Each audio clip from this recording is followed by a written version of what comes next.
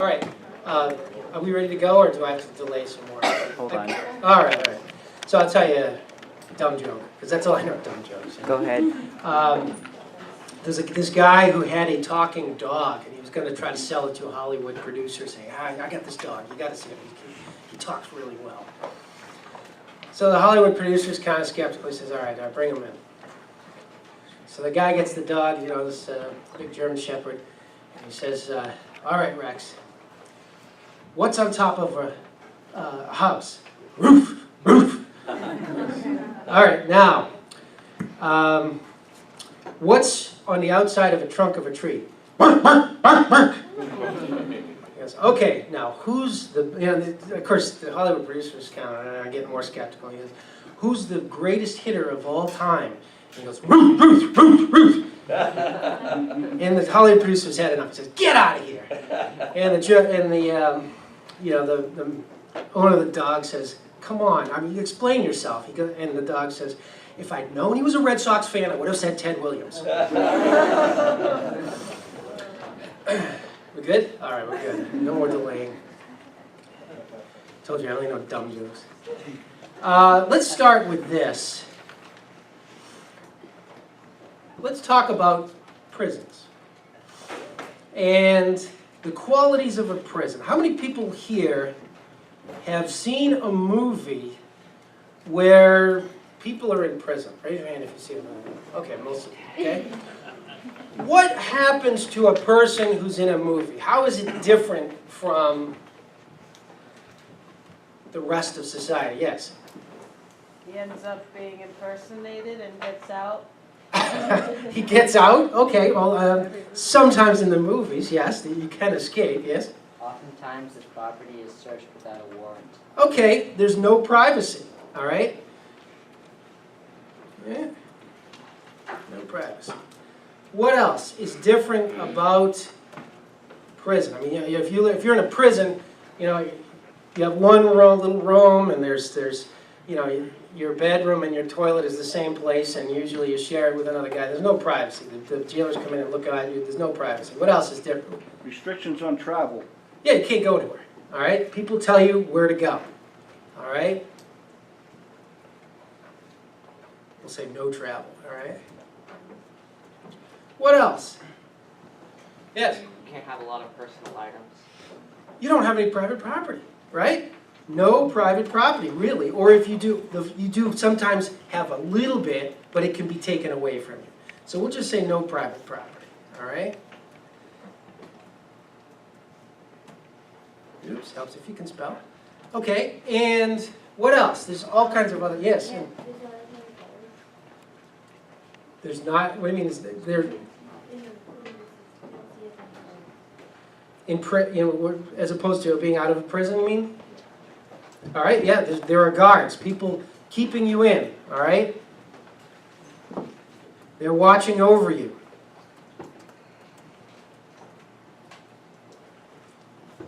All right, guards are watching.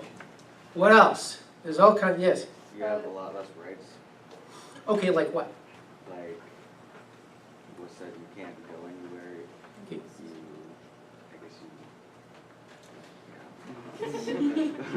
Okay, but there's other things too.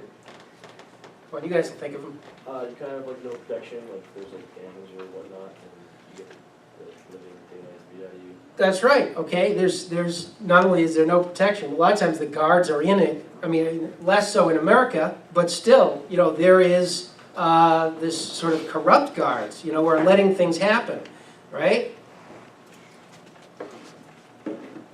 What else? Yes? Me? Yes? They wear uniforms, so like they have certain dress codes. Okay, we're really focusing on the guards, but that's okay. Uniforms, they wear uniforms, and usually the uniforms are there to scare you, all right? All right? Tape typing with one answer, so. All right, okay, what else? You had your hand up. Yeah, this straight shirt. Nobody. You're constantly monitored. Okay, yeah, that goes with no privacy, sure. Yep, right here. Nobody respects you. Okay, nobody respects you. How do we put that in the form of, like, let's think about it in terms of like our Bill of Rights. You know, I mean, you're right, nobody respects you, and that sort of goes with no privacy, right? They tell you what to do. What else? No, all right, your communication is controlled, yes. Right? You can only talk to your family at certain times. You can't read everything you want to do. You can't read everything you want to read. Controlled, all right, let me see. I got to think while I'm typing. All right. Your communication is controlled, yes. What else? They make you work. Sometimes they make you work. In America, they don't. But they can make you do things that, I mean, sometimes they can hurt you, right? There can be abuse, all right? Whether it's slavery or torture, I can even use the word torture, all right? Sometimes, especially, even in America sometimes, but usually just in other countries, they have torture. The prisoners can be beaten up, whether by other guards or by by other prisoners. Yes? Sure. They're always like in schedules and don't get to do whatever they want. Okay, yeah, I mean, it's just, you are kept on a schedule. Your meals are controlled, all right, but that's one other thing about a prison, right? You get free stuff. What do you get free? Cable TV. Okay, or you might get cable TV, you might not. If you're in a prison in Monaco or something, you might, in a rich country, but if you're in a poor country like Morocco, you are out of luck. All right, but you get free food. What else? What else do you get that's free? Weightlifting set. What? Weightlifting set. Okay, free food, or exercise equipment, but even more broadly, healthcare, right? You get free healthcare. The government takes care of you, sort of. All right, not necessarily greatly, but you get government healthcare. All right, this is a pretty good list. Let me think if I missed anything. I think you guys got most of them. You get free housing, I suppose, too, right? Free housing.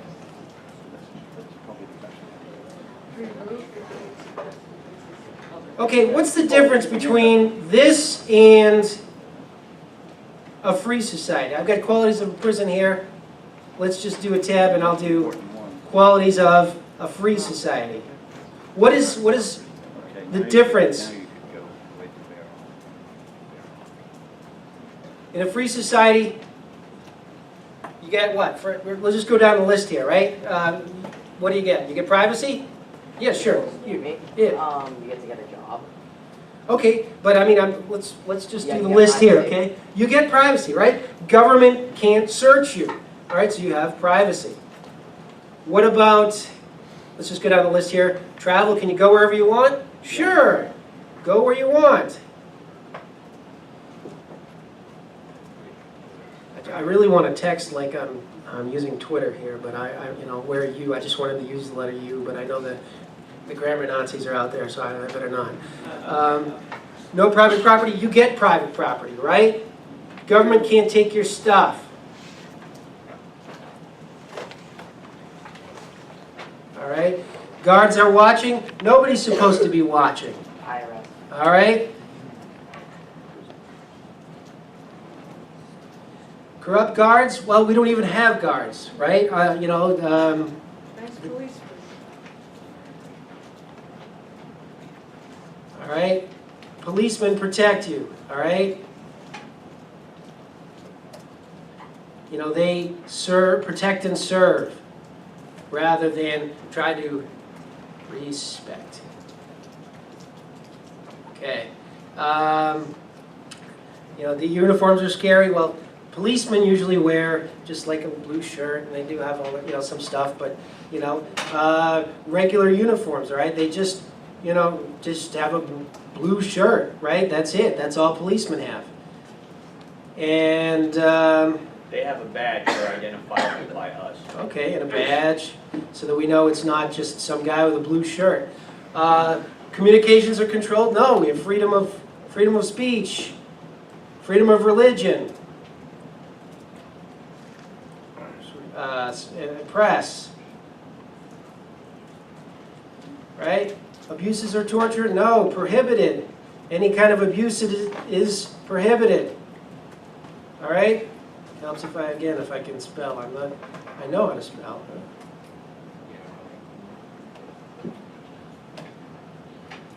Free food?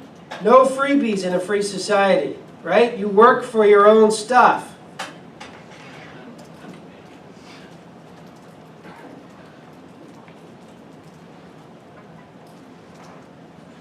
All right, now let's talk about America today.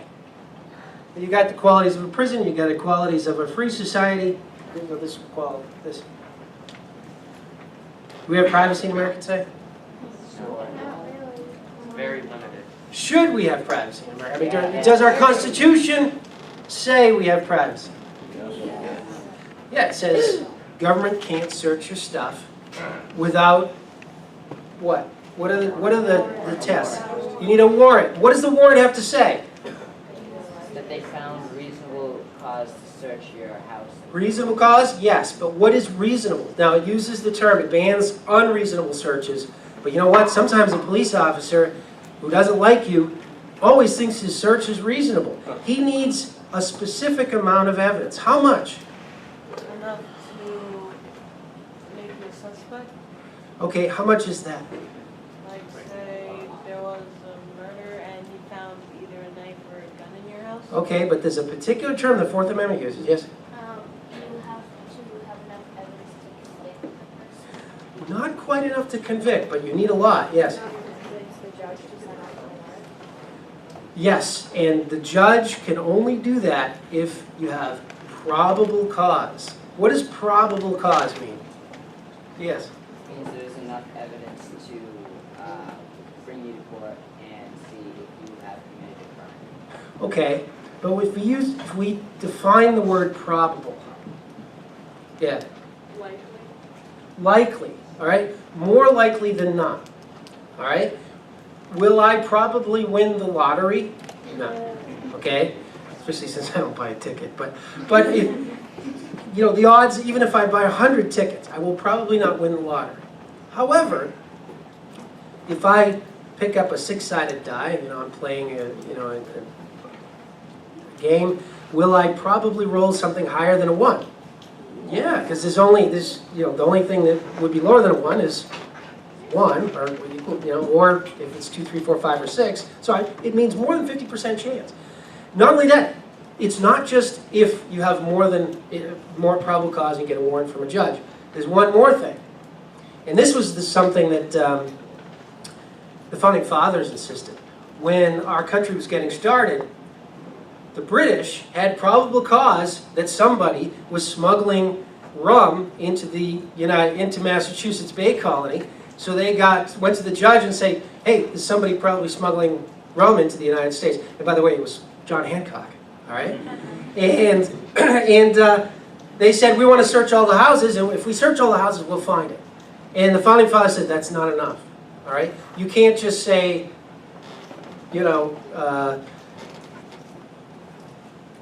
Maya here is a very irresponsible person, and she's had all kinds of convictions of different crimes.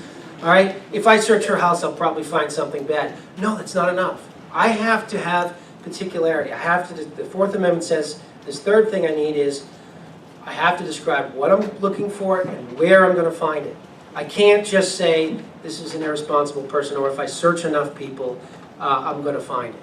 All right, that's what the founding fathers insisted upon. That's the Fourth Amendment. All right, if you read it, I think I got it open here somewhere. All right, here is the Fourth Amendment. It actually has 4 different tests. This is the full text of it.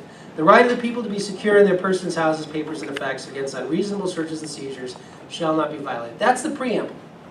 It doesn't actually do anything. It just says, we're going to, this amendment's going to stop unreasonable searches and seizures. And then it goes on to say, well, what's a reasonable search? It says you can't have an unreasonable search. What's a reasonable search? Well, it says, no warrant shall be issued. You need a warrant from a judge. But upon probable cause, which we just discussed, supported by an oath or affirmation, somebody has to put their name on the line under the penalties of perjury, a very serious crime. If you lie on a warrant, you can go to jail. All right? You can't just lie about it. And then finally, particularly describing the places to be searched and the persons or things to be seized. So you have those 4 tests. That's the way it's supposed to be. It's not the way it is right now. Not even close.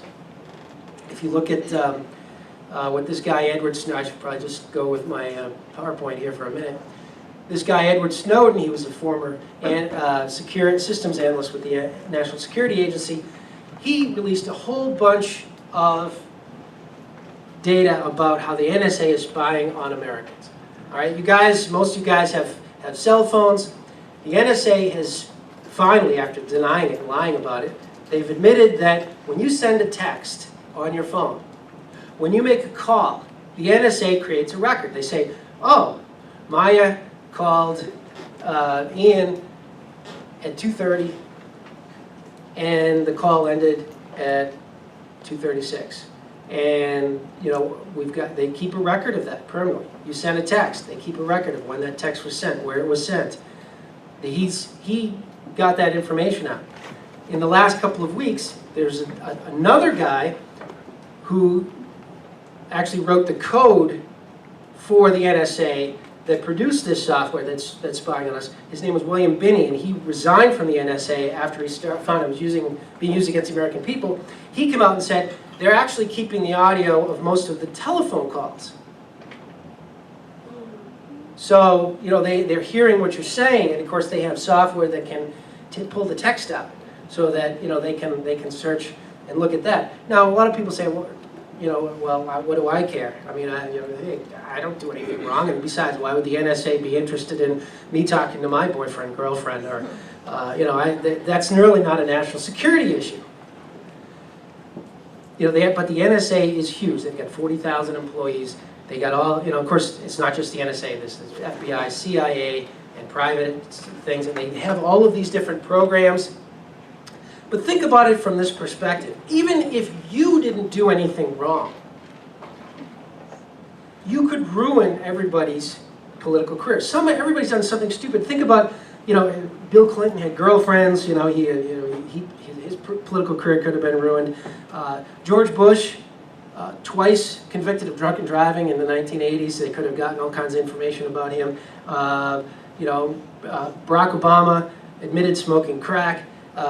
Almost anybody can be brought down because none of us is without sin. I think that's one of the things you've learned from today. This week, none of us has. All right, not all of us are adulterers, drunks, and crack smokers, but we all have something that we're embarrassed about. Okay, we've all done something stupid. All right, now this guy is his friends obviously he drank too much and his friends made fun of him, and but we've all done, it may not have been with booze or something, but there's always something. And here's one example where this NSA information was used against a politician. In 2012, this woman named Christine O'Donnell, 2010, she ran for United States Senate from Delaware. And within hours of her filing, now she was a Tea Party conservative, within hours of her filing for election, the newspaper reporters were saying, you filed for bankruptcy on a particular property. Well, she says, how did you know this? The information had been leaked from the NSA to the State Department of Revenue, or from the IRS to the NSA, to the local state Delaware thing, and her candidacy was in part ruined from this. All right, they are going after certain political enemies. Also, we say, oh well, it's not really a big deal. They don't really care about me writing a love letter to my wife or texting my wife or something, or you guys talking about your boyfriends or girlfriends. But actually, the NSA's already done that. All right, if I can find. Oh wait, I know it's not. The NSA has been spying on boyfriends and girlfriends. They call it love int, all right? Love intelligence, all right? And the NSA guys who are in charge of these databases have been spying on their girlfriends, or in some cases their ex-girlfriends, to find out what they're doing. So, you know, you may be innocent, or, you know, but people may be coming at you. And, you know, it's not just girlfriends. I mean, you know, have you seen a psychiatrist? Have you been on any kind of medication? I mean, there's almost an unlimited number of things that maybe you don't want out. It's not like you've committed a crime. It's maybe not even morally bad, but it's just, you know, embarrassing. There are medical problems that some people have that they don't want out. And the NSA has this information and can use it. And not only that, you know, the copycatters over at, you know, basically our junior partners over in Britain. This comes out of the Intercept about a couple of days ago. The NSA equivalent in Britain is called GCHQ, all right? And they have created all these tools to inflate web traffic, to make opinion polls skewed in their direction. They censor video judged to be extremist. It's all kinds of high-tech ways of manipulating the internet. So the NSA is obviously capable of doing that as well. I mean, these guys are our junior partners. The United States spies on every country in the world, but Britain, Australia, and New Zealand are our buddies when it comes to this. I think maybe Canada too. Scary stuff that they can do this. So privacy, not in America, not right now. You don't have privacy. In theory you do. Under the Constitution you do, but not right now. So, you know, let's put this under no privacy. All right, I'm gonna have to really get going here because I wanted to have extra time. I'll just do a few of these. Obviously, we are not in the position where we are today, a prison. We're not there yet, but we've moved a lot closer. Let's talk a little bit about abuse and torture. Now, that's prohibited under our Constitution. Anyone know what part of the Constitution? Yeah. 8th Amendment? The 8th Amendment says no cruel and unusual punishments. Yes. We stole that almost word for word from the British Bill of Rights in 1689. And we also have the right to not just be tortured, but before we get judged, we have the right to a trial by jury. And even that has been taken away by presidents in the last 2 presidents. All right, I'm going to play a very short video for you. And some you guys who were here last year saw it, but I think it's worth playing again. Please don't mind that it is Donald Van. It is Keith Olbermann, but God makes everyone for a particular reason, even Keith Olbermann, and he was worth being made just for this video. It was one thing when the Bush administration was accused of torturing detainees from other countries. Now, tonight, another case of it having tortured detainees from this country. Next on Countdown. It is the second court case alleging that Donald Rumsfeld authorized the torture of American citizens.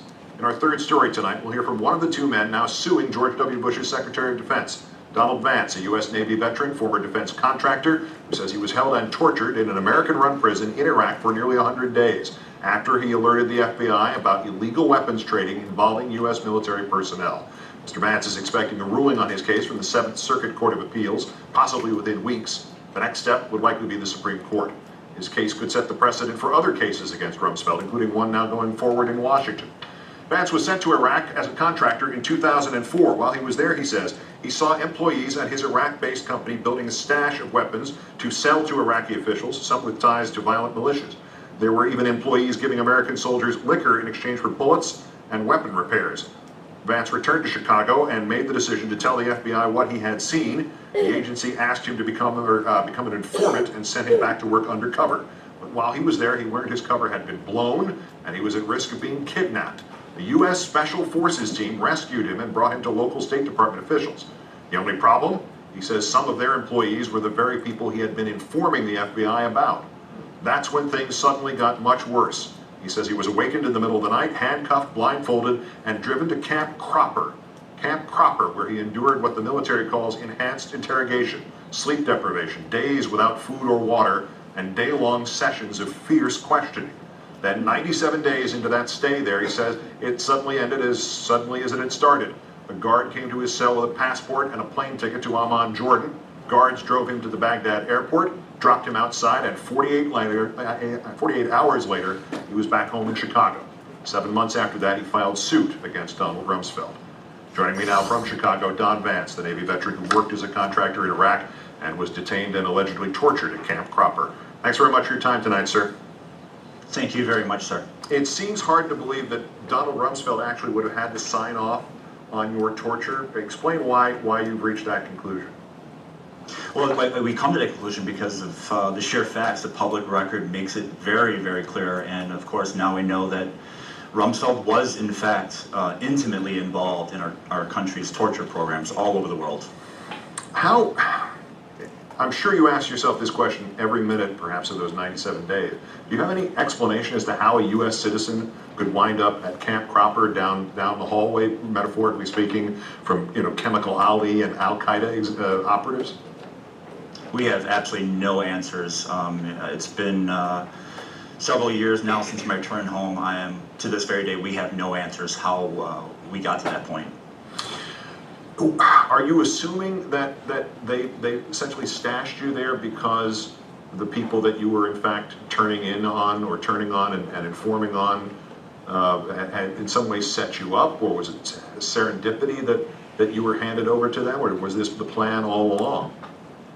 Well, I think that I was originally detained because they, needed to find out what I had in fact been informing the FBI about. I got to remember the people that had the decision-making powers to detain me.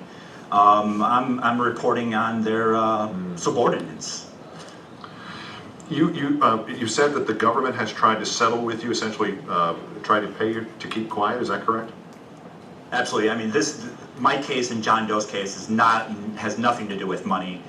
We have had settlement conferences in the past, and in every single instance, we've come to no agreement whatsoever. We are going forward to court. I have no interest in having any settlement conferences. We know of, what, 3 cases going forward against Rumsfeld that involve Americans, is that correct? That we know of. Yeah. Something tells me that there could quite possibly be other Americans who just haven't come forward yet. Yeah, that was my question. I mean, there was nothing that you actually saw at that camp that suggested that there were other American citizens there, was there? I do have a personal belief that there were other Americans being held at Camp Cropper, yes. Can you give me any of the details of why you believe that? The guards, talk amongst themselves. They're used to interacting with Iraqis who don't necessarily speak English and have a very rudimentary understanding of English. So myself and other Americans were able to understand directly what the guards are saying to each other. And you would hear some things that were pretty frightening.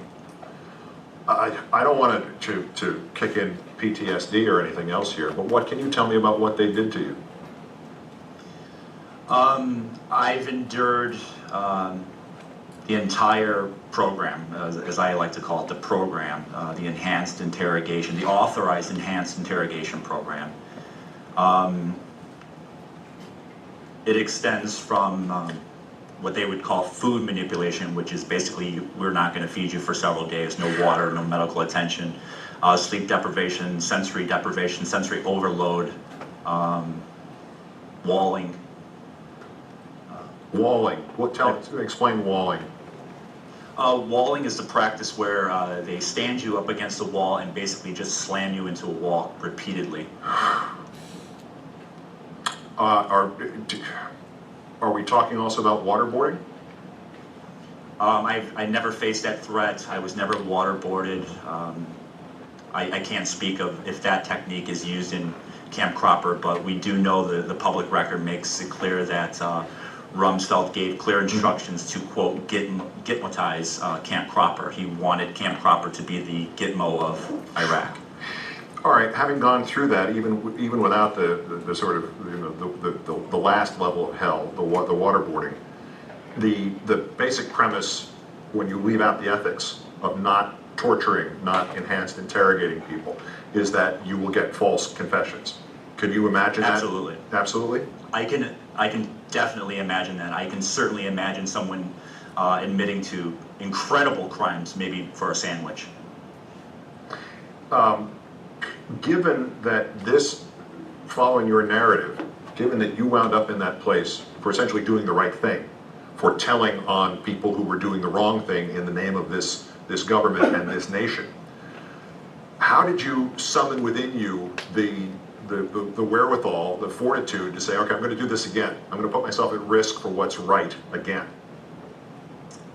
Meaning my lawsuit? Yeah, because a lot of people would just take the money and run. Anger. Yeah. Incredible amounts of anger, wanting to know why this happened, why did it happen to me, who authorized it, how does this program work? I don't really have the vocabulary to explain what I feel. Anger seems to be a pretty good piece of vocabulary. Okay, now just, I'm going to run out of time if I let everything play fully.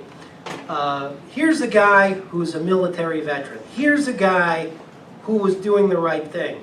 And he was taken, put in prison, no trial, no habeas corpus hearing even before, to determine whether or not he can be detained until his trial, and beaten up. Now, I don't feel that safe when military people can, military veterans can be thrown in prison. All right, and of course he wasn't the only one. He ended up losing his lawsuit too, unfortunately. Right, he sued, and he unfortunately lost his lawsuit. Now, as far as I know, President Obama has not put Americans in prison without trial, but he has put aliens in prison without trial. He has put the people at Guantanamo have had no habeas corpus hearing, no trial, and many of them have endured the torture under President Bush. And by torture, I mean really bad torture. One of the things they mentioned was this thing called waterboarding, and it's basically here's a tough guy, mixed martial artist. His name was Ed Clay. He I can't show you the video. There's no internet here anyway. But he underwent waterboarding just to see how tough he could be. Now, a newspaper reporter who was all for waterboarding did it, and he lasted about 3 seconds. All right? And then a Chicago talk show host who said, it's no big deal, you just pour some water over kids, I go swimming, no big deal. He lasted about 5 seconds. This guy lasted a full minute and a half, but he just said, I wanted to quit right away, I just wanted to see how far I could go, because I guess it pours the water up your nose, you just have that feeling of drowning instantly. It's not like you can hold your breath. So this is what the Bush administration did to several people who had not been convicted of any crimes. They were suspects in some serious crimes. They perhaps had some information, and they perhaps could have given up that information. But as Donald Vance said, you could confess to false things. And in fact, that's one of the things that did happen. One of the guys who was tortured under a separate program called Extraordinary Rendition, where we send our prisoners, because we don't want to do the torture, we sent them to some of our prisoners to other countries who will torture. And one of the guys was, let's see if I got him here, this guy Binyam Muhammad. Binyam Muhammad was a British citizen born in Ethiopia, and he was picked up, not in a battlefield, but he was picked up by the United States and given to Morocco. And in Morocco, he underwent unspeakable torture. I mean, they took knives and cut his private parts and then washed it in salts to maximize the pain. And then they let it heal up, and they did it again and again and again for a year and a half. They did all kinds of really nasty things to him. And he was our prisoner, all right? Eventually what he did was he confessed to some things that he never did. Because, when you're facing that kind of pain, you'll just say anything to make it stop. And eventually they realized, oh, we get the wrong guy. And we've gotten the wrong guy a lot of times. If I can go, basically what we did was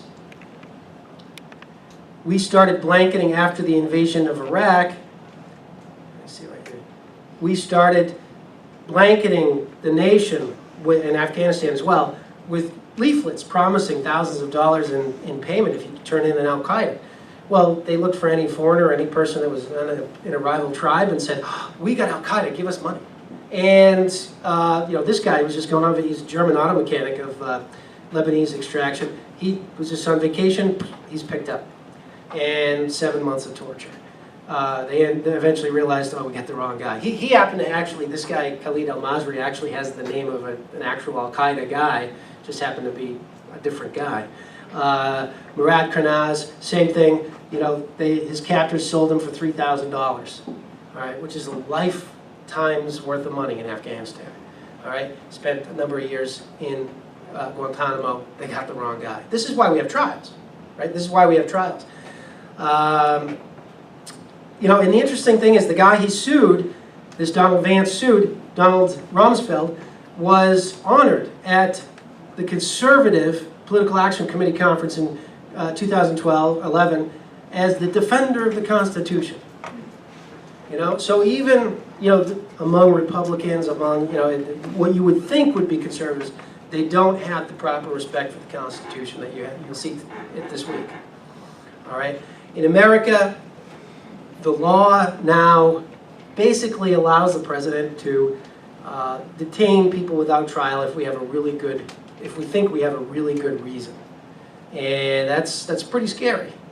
All right. Also, President Obama came out last year, has a secret kill list, which includes American citizens. All right. He's killed 3 American citizens, including a 16-year-old boy from Colorado. All right. So it's scary. And there's no review. There's no judicial review. You send a drone, boom, he's gone. Now, this guy happened to be, this Colorado boy happened to be living in Yemen at the time, happened to be in the wrong place at the wrong time. But if there's no review, hey, the president says you're guilty, that's all there is. Well, this is why we have trials. All right? And indefinite detention is still the law, unfortunately. I'm running out of time. How much time do I have? 10 minutes. 10 minutes? Okay, I'm about there where I need to be. The other thing is, a lot of times these provocations get funded by ourselves. We sometimes promote the terrorism. All right, our foreign aid money has promoted terrorism in Egypt, and of course, all over the headlines right now is how our aid to the Syrian rebels is now leading to terrorism in Iraq with the ISIS group. And I'm going to skip a bit so we can talk a little bit about solutions. And one of the solutions is not just to go with whatever the Republican Party says. The House Budget Committee, which is the only branch of the federal government run by the Republican Party, puts out a budget every year. And every year it calls for a decade more of deficits. Paul Ryan's budget, is the path to prosperity, he calls it, calls for continually spending more than we take in. All right? Borrowing more and more. Not quite as much as Obama, but still going in the wrong direction. And the interesting thing is, if you compare Paul Ryan, the Republican, to the socialist Prime Minister of Australia, Ryan is actually to the left of him. All right? Paul Rudd, the socialist Prime Minister of Australia, wants a balanced budget. Paul Rudd of Australia wants higher interest rates so that we don't have this, this phony bubble prosperity and money. He wants people to save, not to spend. Paul Ryan he's fine with the Federal Reserve Bank watering down our money, printing money, keeping interest rates at 0 and creating these bubbles where, we're going to have another economic crash or at least a long, slow decline for the next decade. But this is how bad some of the Republicans are. There's good news, though. The good news is the wacko birds, as John McCain called them, all right? John McCain was making fun of the good guys. All right, there is, and I'm very, very encouraged that it's not just the Tea Party movement. It's the John Birch Society, it's long efforts, and the Tea Party movement, and the Ron Paul movement, and a whole bunch of other new groups that have come up, especially since 2010, that have promoted congressmen that are solid, like Congressman Justin Amash, Senators Rand Paul, Ted Cruz. These are the three that John McCain, the former presidential candidate for the Republicans, called wacko birds. But there's a handful of others that are doing a really good job. Mike Lee of Utah and Thomas Massey of Kentucky. Massey just sponsored an amendment in the House of Representatives promoting a stronger, basically to get rid of most of the federal restrictions on firearms. I don't know if it's actually been voted on just yet, but it's under debate right now. The other good news is the media doesn't control us anymore. You look here, there's 6 corporations that really this Bertelsmann doesn't matter as much to us because it's more foreign. But you look at Universal, AOL, Time Warner, Disney, News Corp, NBC, did I get NBC, Universal, and then finally ABC, Disney. All of these companies, these 5 companies, control about 90% of what Americans used to see on television. I mean, you turn on your cable TV, almost every one of those channels is owned by 5 of those companies. All right, CBS is the smaller of the group. And a lot of people say, well, at least we have Fox. And Fox is an improvement over the other ones. But even the Republican News Corp, Fox News, is, if you look at who the employees of Fox give money to in elections, it's overwhelmingly Democrat. All right, the contributions from individuals 3-to-1 for Democrat, and it's a little bit more for Democrat. So even the Republican network is giving to Democrats. It's the worldview is still there, the wrong worldview. All right, but we do have the internet. We do have all of these new super PACs that are making a big difference.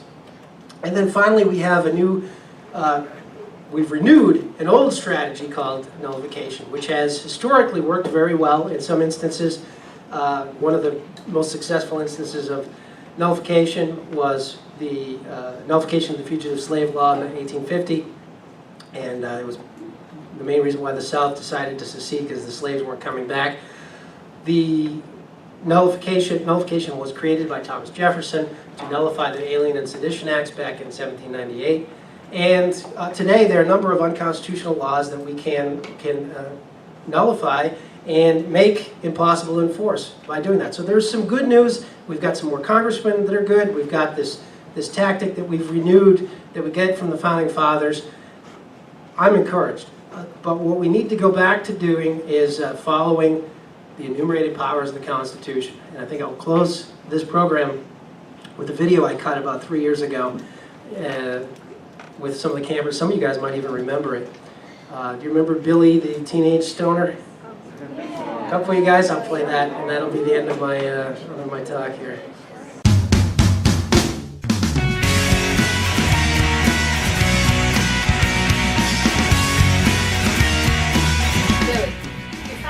Going out of town for a week on the anniversary vacation. I left you a note with very explicit instructions. Yeah, okay, Mom, I got it. Hey, Billy, listen to your mother, make her proud. Okay, I got it. Billy, you may use this card to withdraw money from the ATM or use as a check card to buy food, beverages, and gas, but only use our bank's ATM to avoid any fees. You may buy bread, you may buy milk, you may buy fresh veggies, you may buy fresh fruit, you may buy lean meat, you may buy fruit juice, you may fill the car's tank once, you may use the car when it is necessary to get the things on this list. P.S. You may not use the car or the card for any purpose other than the purposes that we have stated.